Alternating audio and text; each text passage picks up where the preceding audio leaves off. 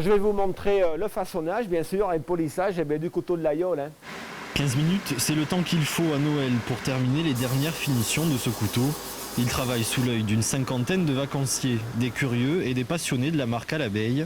Vous allez regarder le couteau de beaucoup plus près, vous allez le tenir par la lame. Et ils sont ravis.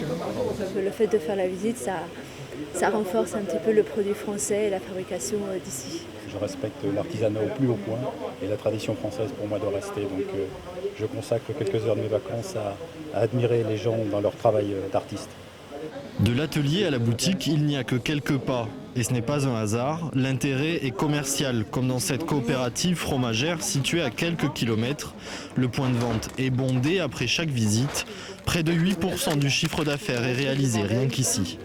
Notre visite est gratuite, mais automatiquement, l'idée c'est bien sûr qu'ils repartent avec un morceau de fromage, mais aussi qu'après derrière, ils puissent racheter nos produits dans les magasins dans leur ville natale. En Aveyron, 22 entreprises ouvrent leurs portes au public. Un potentiel touristique énorme. Toute la stratégie de communication a changé. Après avoir misé sur les activités de plein air, comme la pêche ou la randonnée, c'est le savoir-faire que le département met aujourd'hui en valeur. Le consommateur a besoin de comprendre, aujourd'hui dans cet univers d'achat tous azimuts, ils ont besoin de savoir qu'est-ce qu'il y a derrière, comment c'est fait, sur quoi on s'appuie. L'an dernier, 500 000 personnes ont fait du tourisme industriel en Aveyron. C'est 10% de plus qu'en 2013.